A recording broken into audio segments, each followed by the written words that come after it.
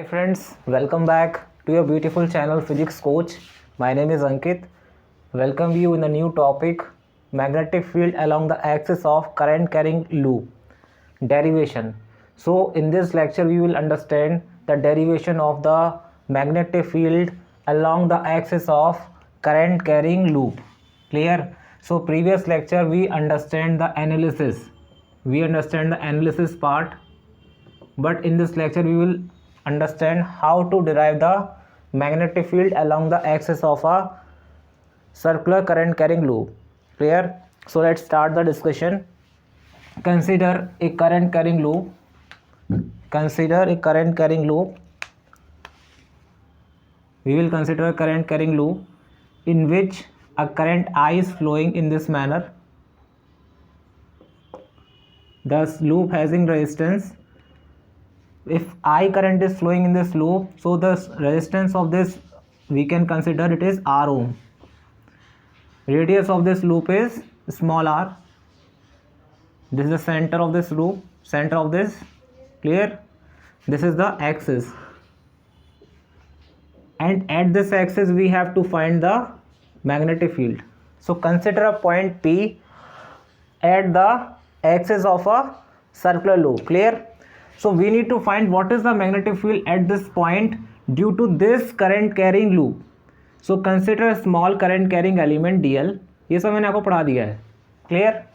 All these things I taught you in the previous lecture. If you do not revise the previous lecture, please revise that lecture, then come to this lecture. You will understand very well. So this loop is placed in this manner. Let me show you. This loop is placed in this manner. ये loop ऐसा रखा है. This loop is perpendicular to the plane of paper. ये आपका paper है, plane of paper है, इसके perpendicular क्या रखा है, ये लूप रखा है in this manner.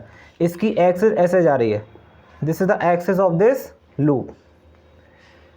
This is the circular loop and this current is flowing in this manner, anti clockwise manner. So X axis, Y axis, Z axis.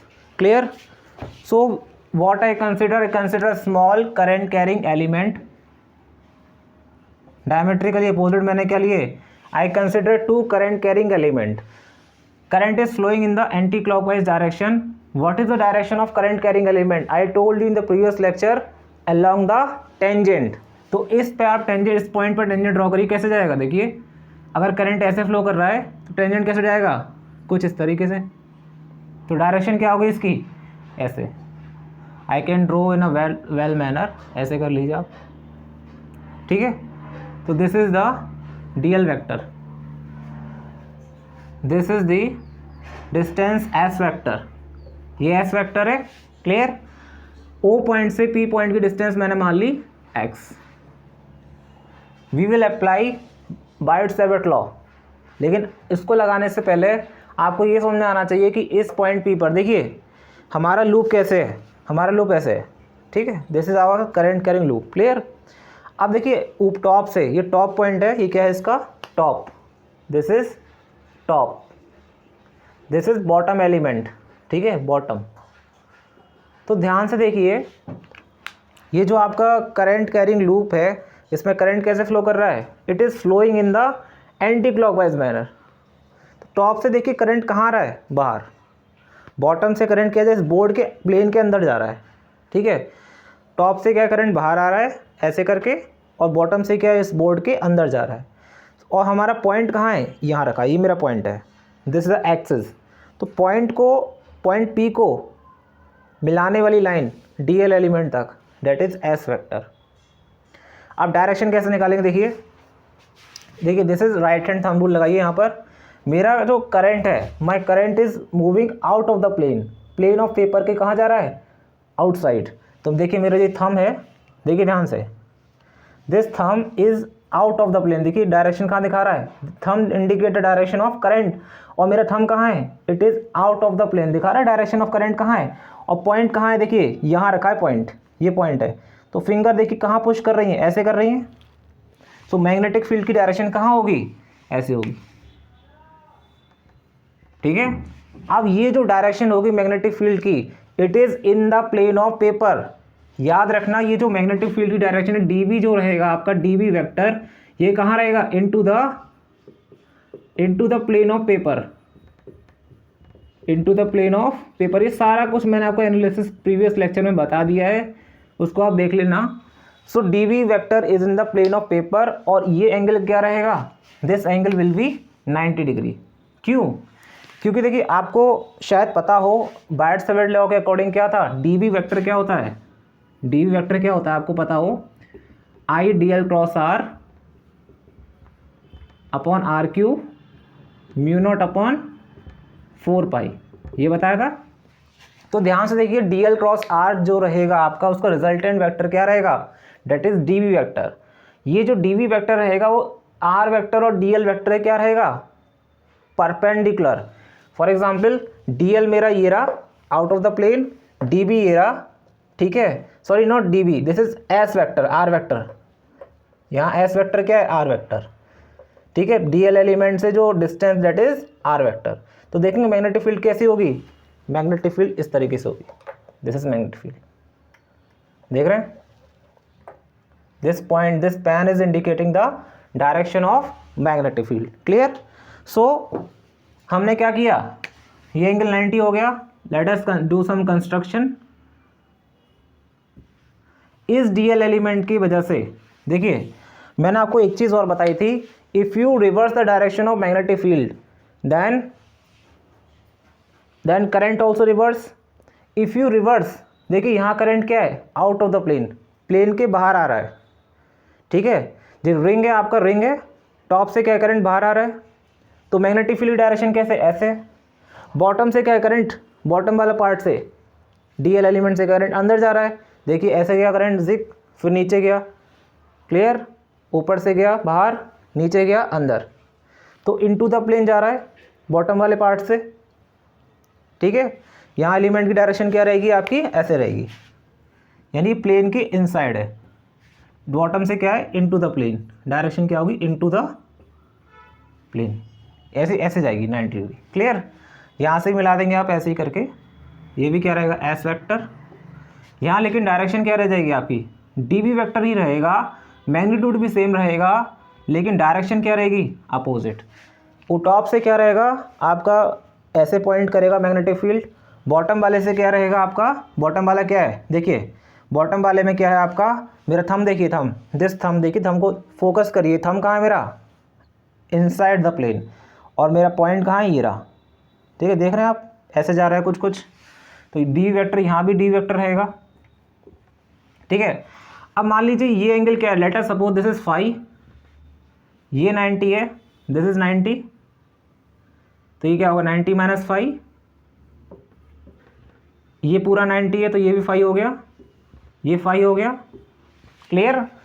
If this is phi, तो देखो इसका एक component निकालिए, अगर मैं आपसे पूछूं what is the component, इसका कंपोनेंट क्या होगा, डीबी वेक्टर का अलोंग एक्स एक्सिस, इसको मान लीजिए कि आपका X axis, this is Y, और ये क्या हो गया आपका जेड एक्सिस, ये आपका वाई एक्सिस है, ठीक है। अब डीबी का एक कंपोनेंट क्या होगा इधर साइड में, अगर हम निकालें क्या होगा, ब्लैक से मैं नोट करता हूँ आपको, डीबी कॉस फाई, क्लियर, बहुत आसान है, बस आप देखते जाइए, डीबी कॉस फाई, इधर क्या होगा, डीबी साइन फाई, ठीक इसी तरह यहाँ क्या होगा, DB cos phi, DB sine phi. तो you are noticing one important thing here, what, vertical component. आप कोई भी दो डायमेट्रिकली अपोजिट एंड को लीजिए, कोई भी दो आप डायमेट्रिकली अपोजिट एंड को लीजिए, उसका वर्टिकल कंपोनेंट हमेशा कैंसिल हो रहा है, क्या बच रहा है आपका, what else remaining, only the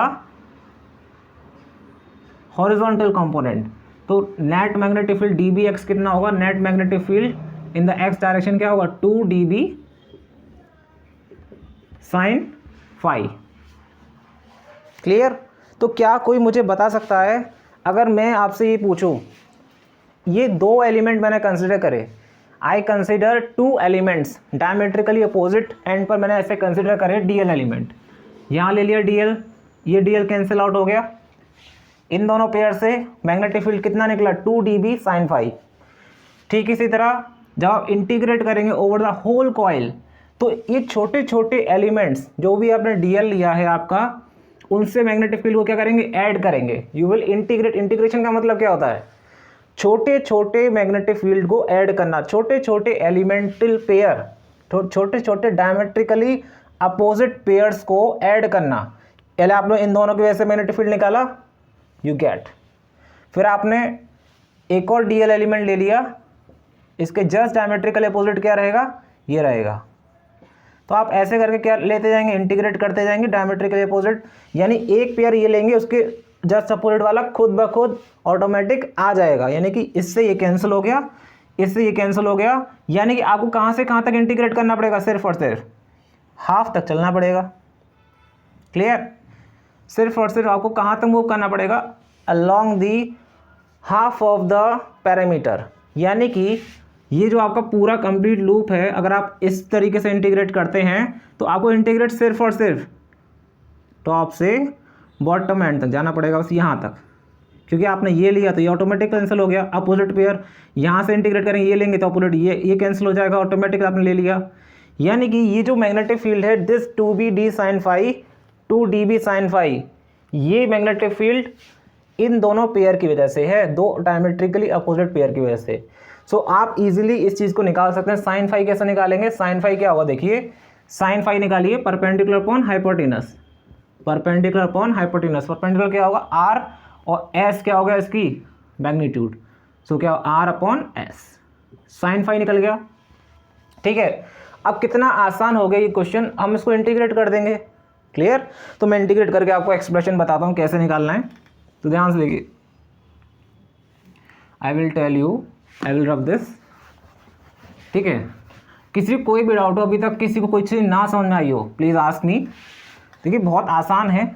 तो हमारा क्या निकला, यहाँ छोटा सा फिगर बना लेंगे, अभी आप इतना समझिए। ये जो आपका क्या है, D B is equal to 2 dB sin phi। अब देखिए हमारा फिगर क्या, थोड़ा फिगर छोटा सा बना लेते हैं समझने के लिए अपना। This is R, this is X, this is point O, this is point P, this is S vector, और इसका मैग्नीट्यूड क्या रहेगा S। क्लियर, अब ध्यान से देखिए दिस इज फाई, और आपको ये दो आपने अपोजिट पेयर लिए थे, इसकी वजह से मैग्नेटिक फील्ड क्या निकला था, क्या निकला था dB 2 dB sin phi। ठीक है, अब कुछ था इसमें नहीं था। dB क्या है, dB is a magnetic field due to the small element, small current carrying element. 2 dB sin phi का मतलब dB sin phi इसकी वजह से, dB sin phi इसकी वजह से, तो dB तो कॉमन रहेगा ना, तो dB का क्या कहते हैं आपका dBx। ठीक है, तो इसको आप इंटीग्रेट बाद में करना, पहले आपको dB निकालना है। ये जो मैग्नीट्यूड रहेगा कितना रहेगा, बताइए कितना रहेगा, dB की value μ0/4 I dl sine theta, current कितना I dl। ठीक है, साइन थीटा, थीटा कितना एंगल है 90 डिग्री। देखिए जो आपका dl एलिमेंट है और s वेक्टर के बीच में एंगल कितना रहेगा 90 अपॉन r स्क्वायर। r क्या होता था, पॉइंट से पॉइंट P, जिस पॉइंट पर आपको मैग्नेटिक फील्ड निकालना है वहां से dl एलिमेंट तक का जो डिस्टेंस रहता है डेट इज व्हाट r, तो यहाँ क्या आएगा s स्क्वायर। क्लियर, तो dB is equal to μ0/4 I dl upon s square, ये क्या हो गया आपका dB। क्लियर, अब यहाँ से आप निकाल लेंगे dBx कितना आएगा, x कंपोनेंट कितना आएगा 2 μ0/4 I dl upon s square. Sine phi क्या होगा, sine phi perpendicular upon hypotenuse, perpendicular क्या r अपॉन हाइपोटेनस क्या है s। ठीक है, अब बताइए कुछ था इस क्वेश्चन में, नहीं था, बहुत आसान था। इसको आप इंटीग्रेट कर सकते हैं, इंटीग्रेट dBx को इंटीग्रेट करिए तो देखिए 2 μ0/4 I dl upon s cube into r। ठीक है, बता सकते हैं कि इसमें क्या कांस्टेंट है क्या नहीं है। सो काफ़ी बच्चों का बिल्कुल सही आंसर है इसमें क्या क्या कांस्टेंट रहेगा, 2 म्यू नॉट अपॉन 4 पाई, क्या कांस्टेंट रहेगा, 2 म्यू नॉट अपॉन 4 पाई। आई भी कांस्टेंट है, करंट कांस्टेंट है, बिकॉज बैटरी आप एक कांस्टेंट ईएमएफ की बैटरी लगा रहे हैं, स्टेडी करंट प्रोवाइड करा रहे हैं, आई कांस्टेंट रहेगा अपॉन 4 पाई, ठीक है। और नीचे एस, एस क्या है, डिस्टेंस पॉइंट पी का डीएल एलिमेंट, देखिए ये भी कांस्टेंट रहेगा। और आर, आपका जो आर है, आर क्या, रेडियस ऑफ सर्कुलर कॉइल, ये भी कांस्टेंट रहेगा, इंटीग्रल डीएल। अब मुझे ज़रा सोच के बताइए, ध्यान से देखिए, इंटीग्रेशन डीएल करेंगे आप, इंटीग्रेशन डीएल करेंगे तो क्या आएगा, will you take whole radius, will you take whole the parameter और half the parameter, tell me, आप क्या पूरा पैरामीटर लेंगे या फिर हाफ पैरामीटर लेंगे इसका, बताइए, सोच के बताइए। You will take half parameter. अब हाफ पैरामीटर क्यों लेंगे, बिकॉज आपने पहले ही क्या ले लिया, D B X, 2 dB sine phi. अगर मान लीजिए अगर आप ये ना करके ऐसे करते, आपने अगर डी बी एक्स को खाली एक कंपोनेंट लिया होता, डायमेट्रिकली 2 अपोजिट पेयर नहीं लिए होते, आपने सिर्फ और सिर्फ इसको लिया और आपने यहाँ पर 2 dB साइन फाई नहीं लिखा, आपने खाली लिखा TB साइन फाई। आपने ये माना कि भले ही मैंने 2 डायमेट्रिकली अपोजिट एंड ले लिया है, लेकिन मैं अभी भी ये मान के चल रहा हूँ कि यहाँ मैग्नेटिक फील्ड सिर्फ और सिर्फ इस कंपोनेंट की वजह से है, मैंने इस कंपोनेंट को नेग्लेक्ट कर दिया। मान लीजिए आपने ये लिया DB साइन फाई ले लिया खाली, तो उस कंडीशन में आपको DL क्या होगा और इस कंडीशन में क्या होगा, यहाँ आपने 2 dB साइन फाई मतलब आपने इस पेयर को भी कंसिडर कर लिया दोनों को, तो यहाँ जो आपको DL होगा, इंटीग्रेशन DL क्या रहेगा, डेट इज DL क्या है, ये जो लेंथ है DL मतलब देखिए ये DL एलिमेंट है, फिर ये DL एलिमेंट है, ये DL एलिमेंट, ये DL एलिमेंट, ये छोटे छोटे DL एलिमेंट जो आपने लिए हैं, इन सबको क्या करना है, ऐड करना है। इन सबको ऐड करेंगे तो क्या बन जाएगा, ये क्या बनेगा, टोटल कितना, 2 पाई आर, 2 पाई आर होता है, तो उसका हाफ कितना होगा, पाई आर। ठीक है, समझ आ गया, कोई डाउट किसी को यहाँ तक? If you have any doubt you can ask me, because ये डेरिवेशन कंप्लीट हो चुका है। 2 mu naught upon 4 pi I into R, कितना था, पाई आर था ना, तो आर स्क्वायर हो गया, यहाँ पाई आ गया, ये क्या हो गया, एस क्यूब। ठीक है, अब देखिए ऊपर आइए, बहुत आसान है, देखो कठिन कुछ था इसमें, लेकिन बच्चों को ये सही से डेरिवेशन समझ नहीं आता, because they read only the book. इस लेक्चर को देखिए, इसके साथ बुक भी पढ़िए, मैं ये नहीं कहूँगा बुक नहीं पढ़िए, यू रीड द बुक। तो DB नेट कितना आएगा, DB नेट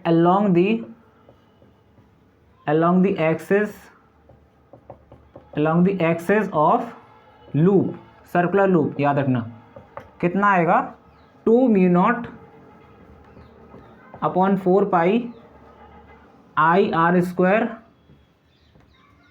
ठीक है, एस क्यूब, एस क्या देखिए, पाइथागोरस थ्योरम लगाई, दिस इज 90, तो एस क्या होगा, देखिए यहाँ पर एस क्या होगा, under root R square plus X square, तो एस की वैल्यू क्या होगी, एस क्यू क्या होगा, R square plus X square की power 3/2।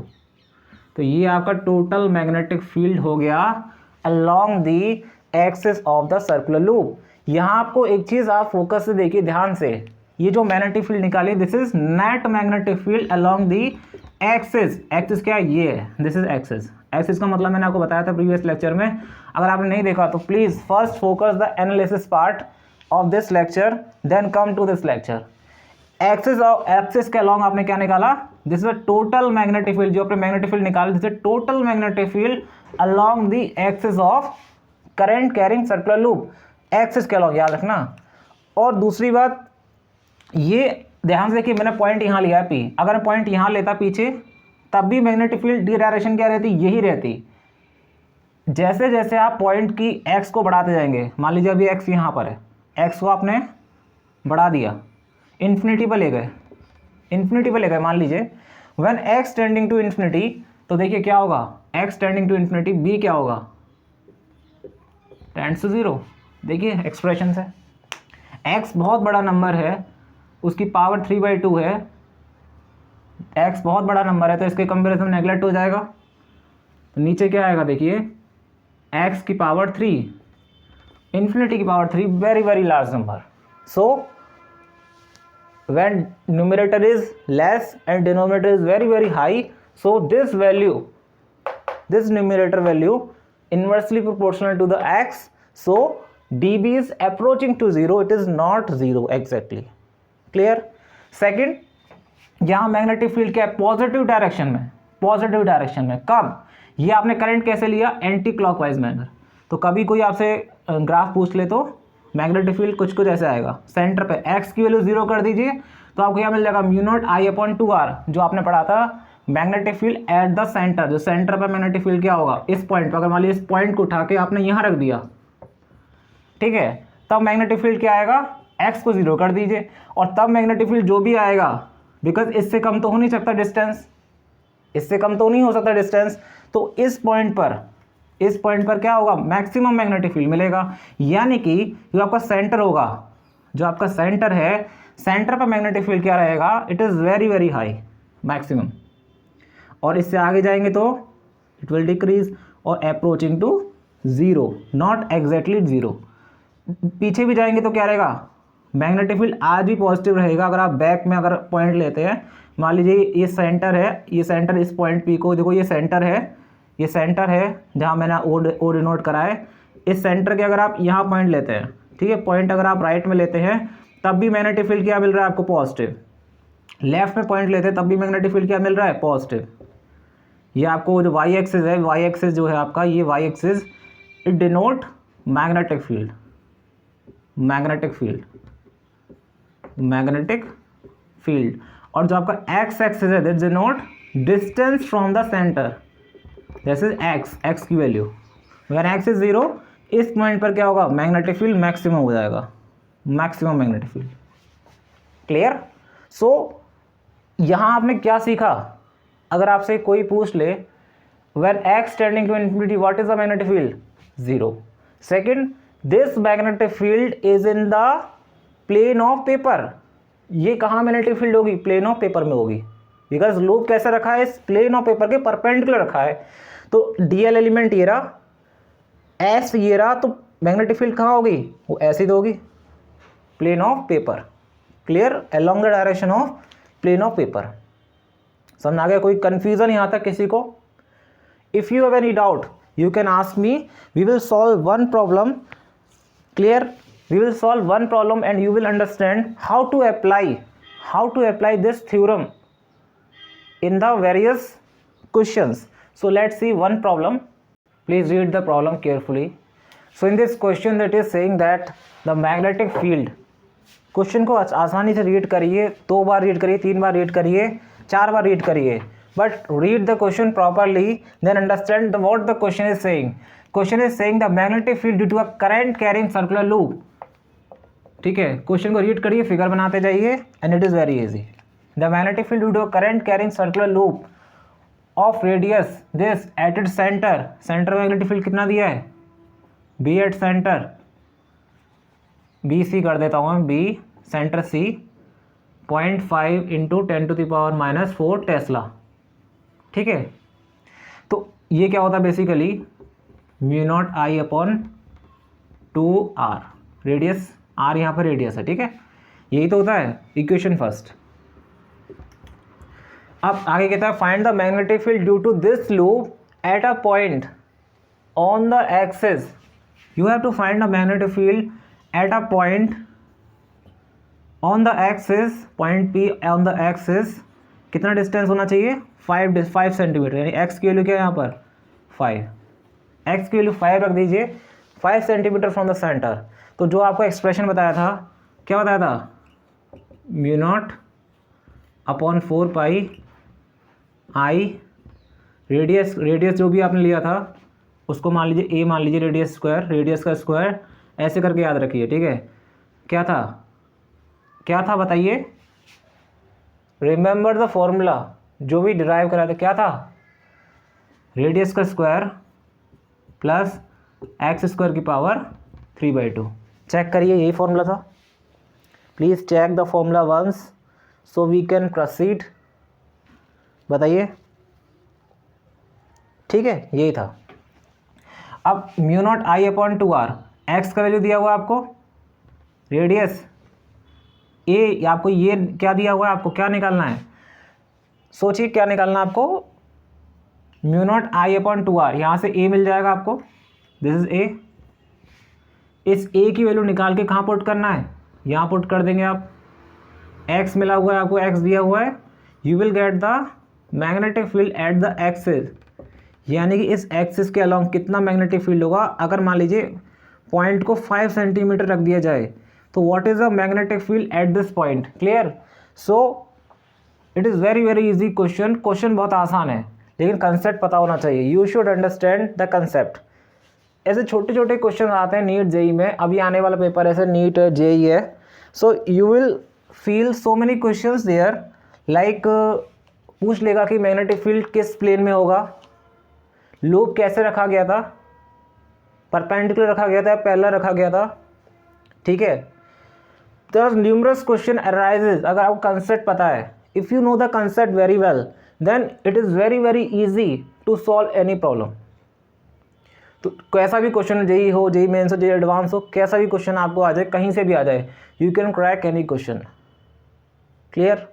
So once again thank you so much for your kind attention, please learn the concept from heart and try to solve as many as problem and ask on the group. You can ask me on the personally, you can ask on the group, you can ask in the comment section. Once again thank you so much, thanks a lot.